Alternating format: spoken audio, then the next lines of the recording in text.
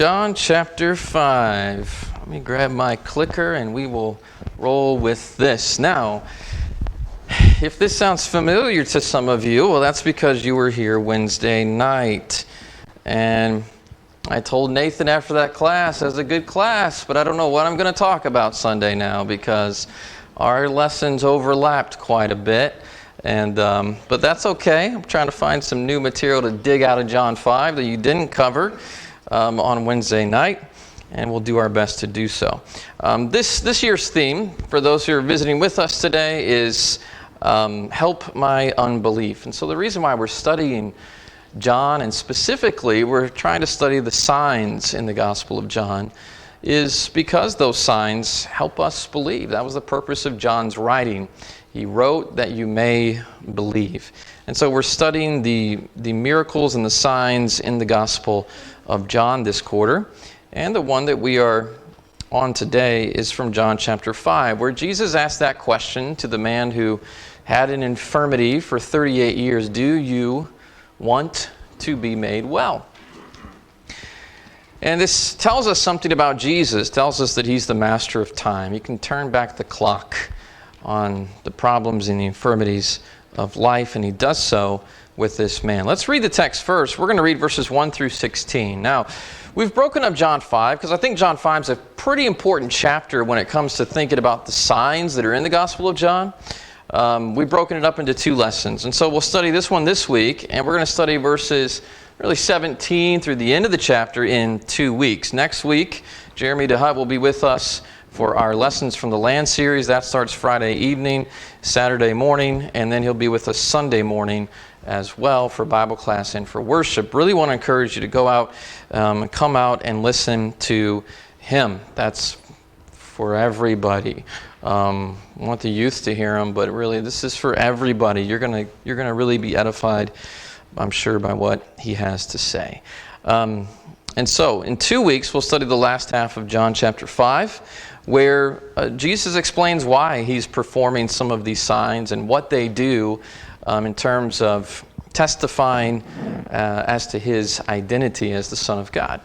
And so we'll finish up with the rest of the context of this miracle in 2 weeks. All right, verses 1 through 16. After this, there was a feast of the Jews, and Jesus went up to Jerusalem. Now there is in Jerusalem by the sheep gate a pool.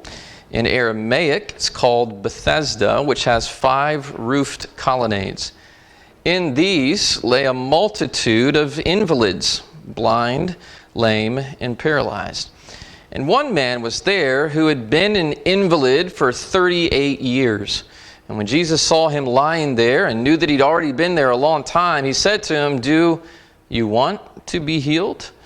The sick man answered him, "Sir, I have no one to put me into the pool when the water is stirred up, and while I am going, another steps down before me." And Jesus said to him, "Get up, take up your bed, and walk." And at once the man was healed, and he took up his bed, and he walked. Now that day was the Sabbath, so the Jews said to the man who had been healed, "It is the Sabbath. It's not lawful for you to take up your bed." But he answered them, "The man who healed me, the man said to me, 'Take up your bed and walk.'" They asked him, "Who is the man who said to you, 'Take up your bed and walk'?" Now the man who had been healed did not know who it was, for Jesus had withdrawn, as there was a crowd in the place. And afterward Jesus found him in the temple and said to him, "See, you are well. Sin no more, that nothing worse may happen to you." The man went away and told the Jews that it was Jesus who had healed him, and this was why the Jews were persecuting Jesus, because he was doing these things on the Sabbath. All right. Here's verses 1 through 16. The questions that are before you are going to be up here on the screen as well. But let's start taking a look at this text. In John 5 and verse 1, John notes that Jesus had gone up to Jerusalem to keep a feast of the Jews. He previously had noted, we're talking about John here, how Jesus had kept the Passover. In John chapter 2 and verse 13, you see that noted. The Passover of the Jews was at hand, and Jesus went up to Jerusalem. So often in John actually helps us kind of timeline the ministry of Jesus because it notes those feasts. That's how we know that his ministry was somewhere between 3 to 3.5 years, because when you calculate the timing of the feast with when he died at the Feast of the Passover, it gives us an idea as to his ministry. But what else is important? Why are these details important as we consider the command of Deuteronomy 16 and verse 16? Why else is this important as we think of Jesus? What is the command of Deuteronomy 16 and verse 16? Anybody there that wants to read it for us? 3 times in a year shall all the males appear before the Lord thy God in the place which he shall choose. In the feast of unleavened bread, and the feast of weeks, and the feast of tabernacles, and shall not appear before the Lord empty. Okay. 3 times a year, all males shall appear before and go to Jerusalem to keep those feasts. Okay, so Jesus was a male. Jesus was a Jew. He was required to keep the feasts. Would Jesus have been sinless had he refused to keep the feasts? No, right? Because he would have been breaking the law. Jesus kept the law that he was under. He was under the Mosaic law, and so he keeps this law. And so John is noting that. And that's part of why we believe in Jesus as the Son of God. That's the purpose of John's writing. He writes so that you may believe that Jesus is the Christ, the Son of God. And this is one small piece of evidence that he was. He obeyed the law and always obeyed the law and kept it. So I think these details are important because of that. It indicates just a small indication of the sinlessness of Jesus, the obedience of Jesus to God's law. Now, a couple other questions as we try to mine some different details than what you dealt with on Wednesday. Why would there need to be a sheep gate in Jerusalem? It's kind of interesting, right? Sheep gate. Would there be a sheep gate in Columbus? If we walled Columbus, would there be a place where we all need to bring our sheep? Why would there need to be a sheep gate, Susan? Well, when I researched it, it said it was a way for the sheep to come in. Plus, you could come through that way from the Temple Mount, from the Kidron Valley to the Temple Mount. Okay. Good. It's good research. You need the sheep to come in. Why do the sheep need to come into Jerusalem? That's where they sacrifice in Jerusalem, right? And the sacrifice was for offerings for sin. Now, who had John previously declared was the fulfillment of all these lambs? In John chapter 1 and verse 29, you back up. Jesus. He says, Jesus, this is the Lamb of God who takes away the sins of the world. And so it's interesting to me, Jesus is here by the sheep gate, and he is the sheep. He is the Lamb of God who's going to take away the sins. And this miracle is a small indication of that. I think John, one of the things we keep saying is John kind of writes a surface level. There's just kind of a basic story, but there's a more spiritual meaning oftentimes to what he is alluding to in these passages. The Bible's a book. This is something that we've been trying to emphasize this year as well. The Bible's not just this book of stories about fake people and fake places. The Bible is a book that's full of real people and real places who are doing real things. So as you do a little bit of research, is this pool in Jerusalem, is this a real place? It's a real place. Jesus was not, this wasn't a made-up story about Jesus in some fictitious location. This is a real place. I want to show you something. I asked Jeremy, who's going to be with us this weekend, I said, do you have any pictures? Because he's been overseas. He's done a lot of video documentaries in Palestine, in Jerusalem, about Bible events. I said, do you have any pictures or any video of this pool that's mentioned here in John chapter 5? And he sent me a couple of pictures. He said, we've never included it in our videos. They have a lot of pictures that they've never included in their actual videos because they didn't quite make the cut.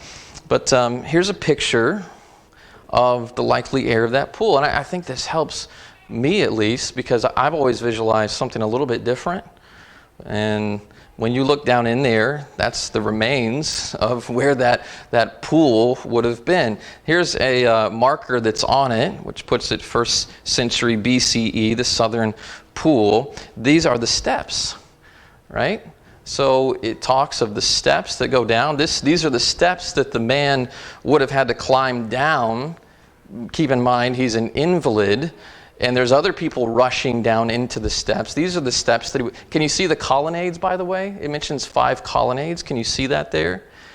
This is the pool. This is a real place where people actually did gather. These remains and remnants are still there, which helps give us a little bit of a visual as to what it would have looked like in the time of Jesus. Just not a lot of water down there anymore.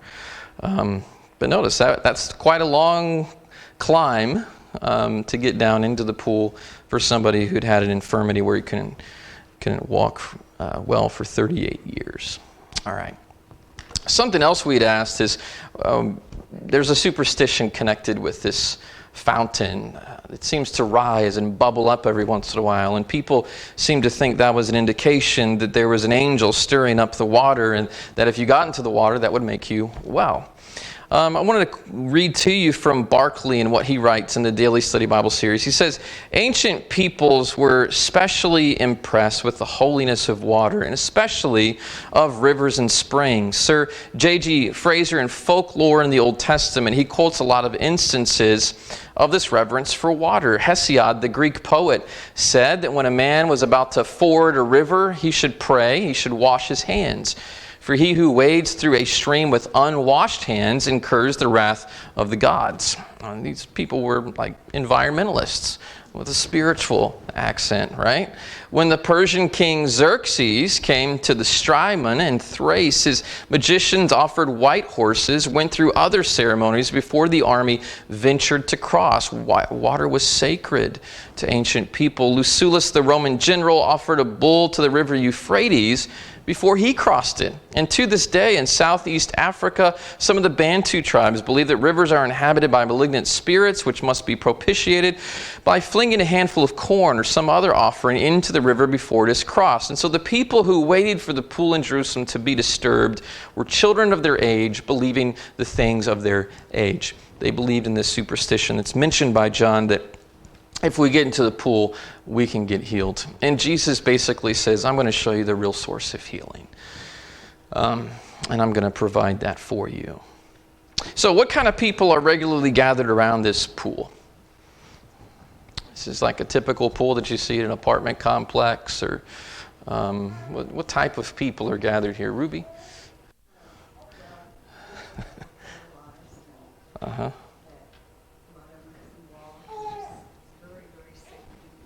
Right. Paralyzed, lame, blind, very, very sick people. And who specifically does Jesus notice? Someone who's called an invalid, someone with an infirmity, had an infirmity for 38 years. And I think that's important. We're trying to be like Jesus, right? When you see someone who's been laid up for 38 years, are these the people that you gravitate towards and that you want to spend time with, that you want to offer hope to and comfort? Or are these the people who sometimes even in our culture get avoided and ignored and neglected? Jesus paid attention to people with these types of infirmities, and he healed this one specifically.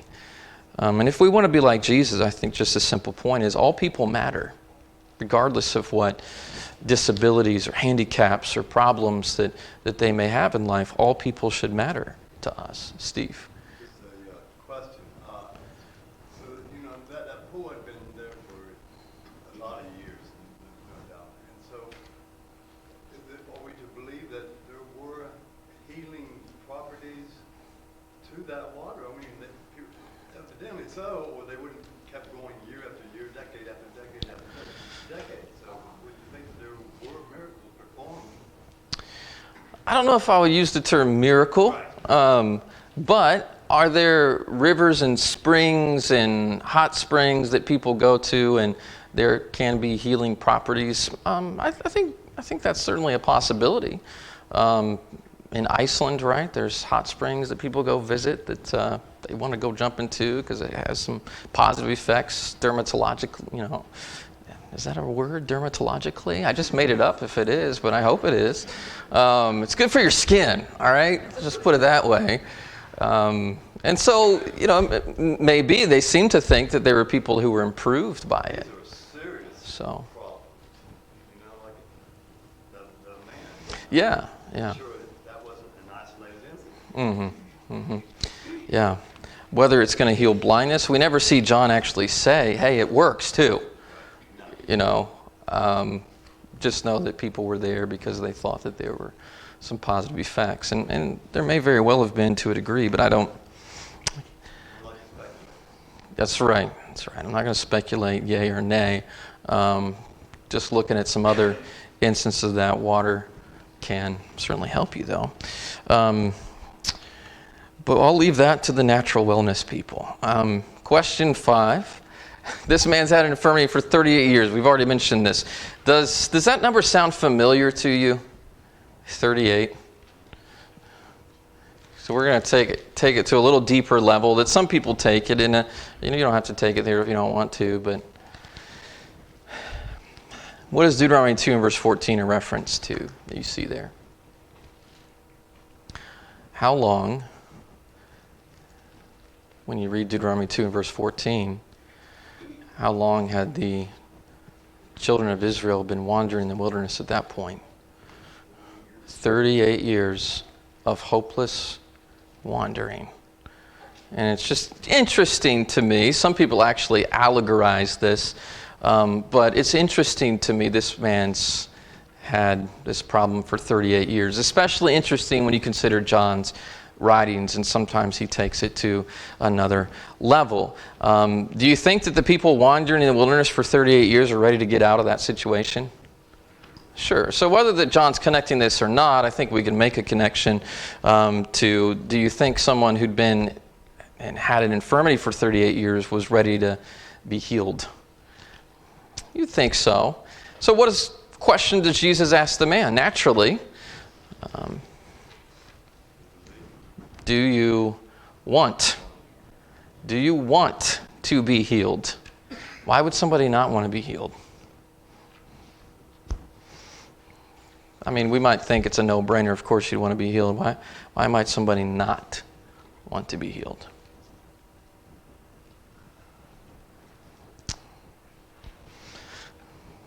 Are you looking for self-pity? I don't know what you're looking for. Let's, Sherilyn, go ahead. Maybe because they don't want to do what they're asked to do. Maybe now that I'm healed, now I've got to work. And I've been pretty used to, for 38 years, being waited on hand and foot by other people and living off of other people. And I've just kind of grown accustomed to this lifestyle. So at this point, what's the point? Brandon, then I'm going to go to you, Elaine. I was just going to say it's their normal. Yeah. They'll be a complete upheaval in their life, a complete change. Mm-hmm. They don't have to do everything different. Yeah. Some people don't want to do everything differently. We think everybody wants to change and wants to improve. Not everybody does. We're used to it. We're accustomed to it. It involves major life change. Elaine?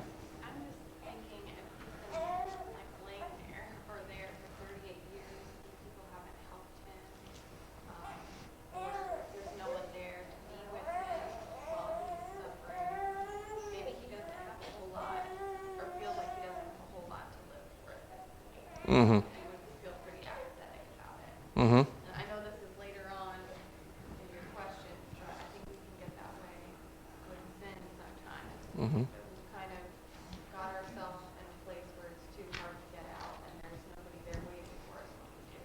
There we go. Nice connection. You would think when we bring Jesus to people and we say, hey, forgiveness is offered, he can change your life.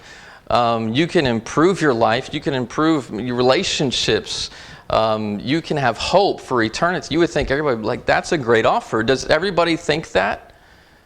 Some people think, I've been in this situation for so long, I've been sinful for so long, I've done this for so long that I just don't want to do what it takes to really repent. And so it's a legitimate question, I think. I was talking to somebody, I don't know who, maybe somebody here. We're talking about somebody that was getting out of jail. They'd been in jail for like 30 years. And I said, can you imagine how much the world has changed in 30 years? I mean, you've never had an email address. You've never had a cell phone, you know. Just so much has changed, and it's a scary thing to think, people have been feeding me 3 square meals a day in my prison cell, and at this point, I'm a lot older. I don't know. Some folks maybe don't want to get out at that point. It's a major life change. And here with this man, I think it's a legitimate question. Do you want to be healed? Do you want to be made well? So how does the man reply to that question? Because you notice he never says, well, absolutely I do. What's he say? Yeah. Sir, I have no man to put me into the pool when the water is stirred up. While I'm coming, another steps down before me. What is he doing when he says, I have no one? He's pointing the finger, blaming other people, saying, I'd like to, but nobody ever helps me get well. So to him, what does that sound like? Sounds like I feel pretty hopeless. I don't feel like anybody's ever going to come help me. So that's where I'm at right now, Jesus. Kind of interesting. And so I want to quote a couple things to you. This is from Tenney's commentary on John. He says, a closer examination of Jesus' address to the victim shows that he was probing his inner heart. Have you the will to be cured? And the reply revealed that the man was placing the blame for his condition on what somebody else had not done for him. He was bound by his circumstances and could rise no higher than a futile complaint. The paralysis of body was accompanied by a partial paralysis of will. Now this is important, and I think it's important because I believe Jesus comes back to this thought later in John 5. Let's go ahead and go there now. But I want you to see what he says to the Jews who don't believe in him, the ones who are accusing him, the ones who are telling him, you did this on the Sabbath day, now you're claiming to be God, and always pointing the fingers at him, not wanting to believe. One of the things, I'll get you just one second, but one of the things he says in verse 40, he says, you are not willing to come to me that you may have life. Now he's taking the picture of what's just happened with this man. He asked him, do you have the will to be cured? Do you really want to be cured? I'm not sure. I'm going to point the finger at everybody else. And now he's saying, you guys are a lot like this man. You have an infirmity. It's unbelief. You don't believe in me. And I don't really think you have the will to be healed. You're not willing to come to me so that you can have life. I can offer it. And he offers several reasons why there's proof he can offer it, but you don't have the will. So I think what it's said later in John 5 is connected to this. That's why we're going to look at both of them. Go ahead, Sarah.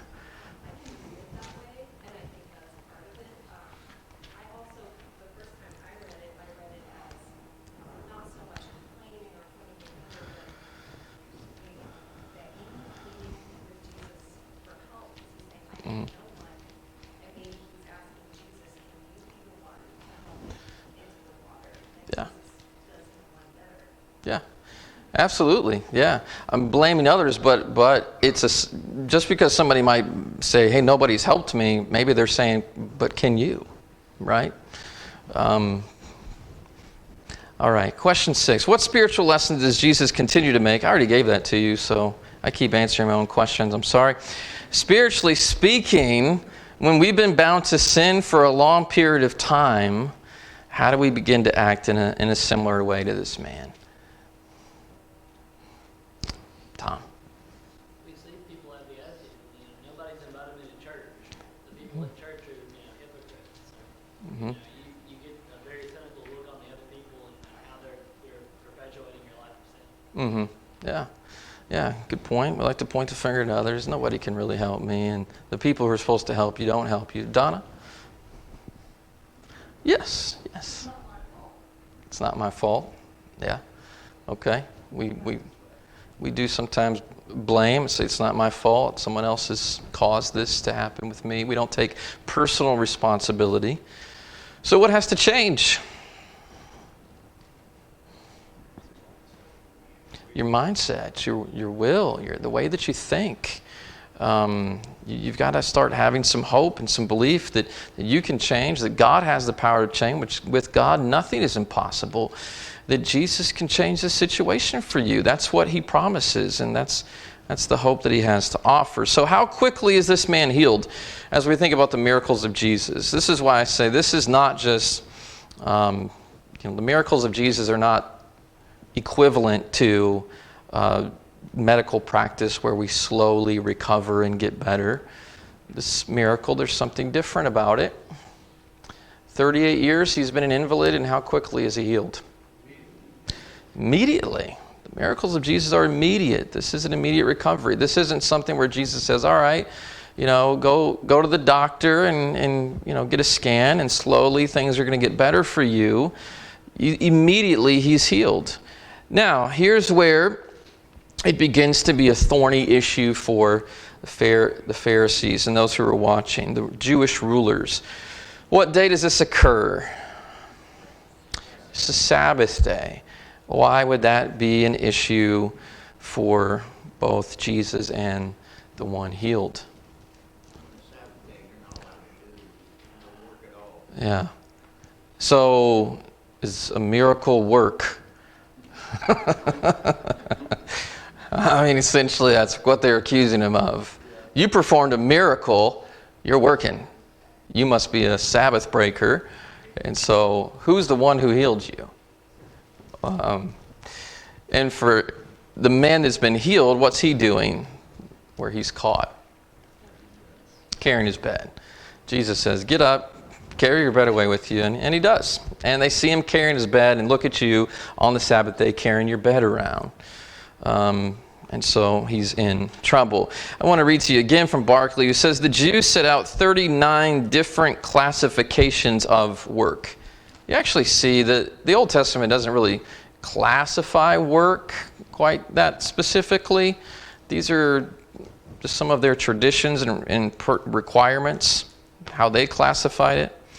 One of their classifications of work was carrying a burden. Listen to this. The rabbis of Jesus' day solemnly argued that a man was sinning if he carried a needle in his robe on the Sabbath.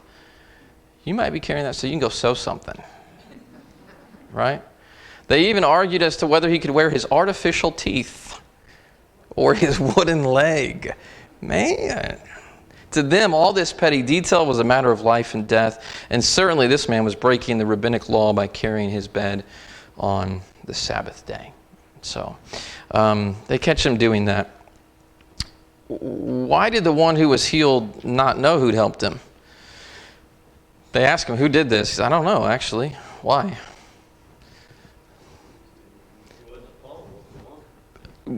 Wasn't a follower, I guess you could say that. Charlie, you were whispering something.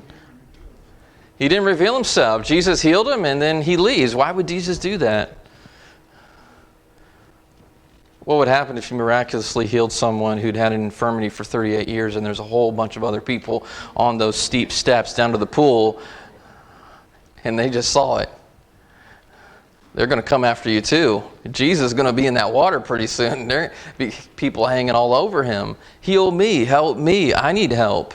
And so sometimes you see him heal and then sometimes you see him depart from the situation. And that may be why he acted in this way after a miracle like this. Now, if you knew of somebody who'd been sick for 38 years and suddenly, miraculously, instantly they're healed, what would be your reaction towards them and towards the one who healed them? Wow, look at you. Jumping, leaping, praising God. That's different.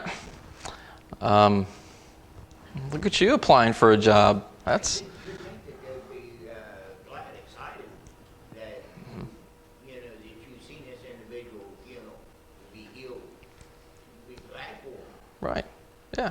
And the Bible says, right, rejoice with those who rejoice. I'm happy for you. And the Pharisees' reaction instead is, who did this? And why are you carrying your bed around? That's the first thing you can think to say. This guy's been laying on his bed for 38 years. He finally can carry it, and you're mad at him for carrying it. So the Pharisees, it speaks a lot to their character, that they can't rejoice. Instead, they look to point fingers. A couple more quotes. While it's wholly unnatural to suppose that he was moved by, some people ask the question, right? Why did he tell them that Jesus was the one? Was he trying to get Jesus in trouble? And so this is what William Taylor answers in this. He says, it's unnatural to suppose he was moved by so diabolical a purpose as that of betraying his benefactor into the hands of his enemies. But in any case, he unwittingly, by his information, stirred up the anger of the Jews who persecuted Jesus, sought to slay him because he had done these things on the Sabbath day. And so in their view, it was unlawful to make a man whole on the Sabbath, but it was perfectly lawful to concoct mischief against another, persecute him, seek to slay him on the Sabbath. Isn't that kind of interesting how they are essentially violating their own rules here? Jesus' miracles, what do they prove? Why are we studying these? They prove that he is and he has supernatural power, and he himself argues in John chapter 5, verse 36, which we'll get into, I have a greater witness than John's, the works which the Father has given me to finish, the works that I do, one of those being this miracle, they bear witness of me that the Father has sent me. God's working through me. That's why I'm doing this. They prove Isaiah's prophecy is being fulfilled in him. The blind are seeing, the lame are walking and leaping, and they're doing so because the Messiah is here, Jesus. So thank you for your attention.